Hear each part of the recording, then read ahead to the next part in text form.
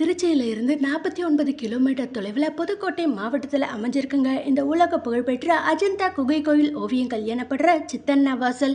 இங்கே இருக்க கல்லறைகள், முதுமக்கள் தாழிகள், தமிழ் பிராமி கல்வெட்டுகள் என வரலாற்று சிறப்புமிக்க ஓவியங்கள் 2000 ஆண்டுகளுக்கு முந்தைய சிறப்புகளை தன்னகத்தை புதைச்சு வச்சிருக்குங்க. குகைக்குள்ள நுழைஞ்ச உடனே அங்கங்கே பாறைகள்ல செதுக்கப்பட்ட படுக்கைகள் நம்ம கண்ணில் படுதுங்க. குகையின் தரையில 17 படுக்கைகள் செதுக்கப்பட்டு இருக்கு. இவை வழுவழுப்பாகவும் ஆக்கப்பட்டிருக்குங்க. படுக்கையோட ஒரு பகுதியில தலையணையை பயன்படுத்துவது போன்ற அமைப்போட மேடை அமைஞ்சிருக்கு. இது சமணர்கள் 17 பேர் படுப்பதற்காக ஏற்படுத்தி இருக்காங்கன்னு சொல்லப்படுது. இங்க இருக்க படுக்கையில சுற்றிலும் சில கல்வெட்டுகள் இருக்குங்க. அதுல அங்க இருந்தவர்களோட தகவலும் கிடைச்சிருக்கு. கிமு 2ஆம் நூற்றாண்டை சேர்ந்த தமிழ் பிராமி எழுத்துகளும் இங்க பொறிக்கப்பட்டிருக்குங்க. மேலும் கிபி 10 நூற்றாண்டு வரைக்கும் இங்க சமணர்கள் தங்கியிருக்க வேண்டும் என்பதற்கான சான்றுகளும் இந்த கல்வெட்டுகள் மூலமா அறிய முடியுதுங்க. அது மட்டும் இல்லாம எவ்வளவு மழை பெஞ்சாலும் மழை நீர் சமண முனிவர்கள் மேல படாம இருக்கு. அதுல காடிகைகளும் வெட்டப்பட்டிருக்கு. இந்த காடிகைகள் மேல வெயில் வந்தாலும் தெரியாத அளவுக்கு சமண படுகைகள் காணப்படுதுங்க. குகை கோயில் மலையோட மேற்கு பக்கமா பார்த்து நடந்தா அறிவர் கோயில் எனும் சமண குகை கோயில் அமைஞ்சிருக்குங்க. கருங்கல் மலையை குடைஞ்சு அமைக்கப்பட்டிருக்கு. இந்த குகை கோயில் 160 சதுர அடி அளவுள்ள முக மண்டபத்தையும் 100 சதுர அடி அளவுள்ள சிறிய ஒரு கருவறையும் கொண்டிருக்குங்க. முன் மண்டபத்தோட முகப்புல 2 தூண்கள் இருக்கு. மண்டபத்தோட வடக்கு சுவர் மாடத்துல ஒரு சமண ஆசிரியரோட சிற்பமும் காணப்படுதுங்க. உங்களை விட இங்க வரைஞ்சிருக்க ஓவியங்கள் நம்ம கண்களையும் மனசையும் கவர்ந்து இழுக்குதுங்க. இந்த சித்தன்ன வாசல் ஓவியங்களும் சிற்பங்களும் ஒரு பாறையை குடைஞ்சு அமைக்கப்பட்டிருக்கு. இந்த குகை கோயிலோட தரை நீங்களாகவும் மற்ற பகுதிகள் அனைத்திலும் ஓவியங்கள் தீட்டப்பட்டதற்கான அடையாளமும் காணப்படுதுங்க.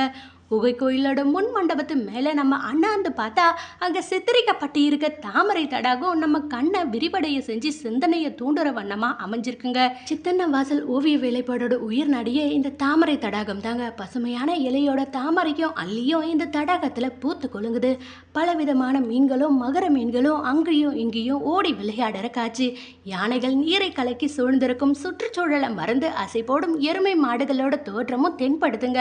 துள்ளி குதிக்கிற மீன் அன்னம் வாத்து போன்ற பறவைகள் அவங்க குஞ்சுகளோட குழாவைக்கிட்டு இருக்குங்க. இப்படி தடாகம் முழுவதும் நம்ம கண்ணுக்கு புலப்படுற ஓவியங்கள் உயிரோட்டம் நிறைஞ்சதா இருக்குங்க.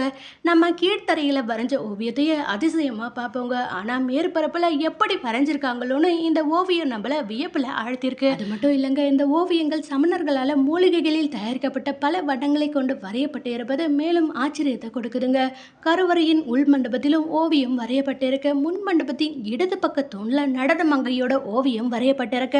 அவங்க இடக்கை பெருமிதமா மார்புகளின் குறுக்கே நீட்டி கொண்டு இருக்குங்க. வலக்கையில உள்ளங்கையும் விரல்களும் மேல் நோக்கி இருக்கு. கையில விரல்கள் அழிந்து காணப்படுவது. வலப்பக்க தூண்ல நடனமங்கை தனது இடக்கையை துதைக்கை போல வளைந்திருக்கிறதா எவ்வளவு முகம் சோகமா இருக்குங்க. இங்குள்ள ஓவியங்கள் இளங்கௌதமன் என்பவரால கிபி 9ஆம் நூற்றாண்டுல புதுப்பிக்கப்பட்டிருக்குங்க.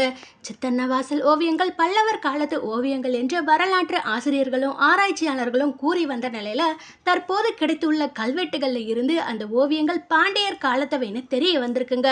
கருவறையில் உள்ள மற்றொரு வியக்க வைக்கிற அதிசயம் என்னன்னு பார்த்தீங்கன்னா, கருவறை உள் மண்டபத்துக்குள்ள போய் அங்க அடி வயிற்றுல இருந்து என்று நீண்ட சத்தம் எழுப்பினா அது ஒரு விதமான அதிர்வை நம்ம உடம்புல உண்டு பண்ணி இலர்க்க வைக்கிற ஒரு நல்ல அனுபவமா இருக்குங்க. தென்னிந்தியாவை பொறுத்தவரை சித்தன்ன வாசல் மட்டுமே முதற்கால சமண ஓவியங்களுக்கு எடுத்துக்காட்டா திகழ்ந்துட்டு இருக்கு.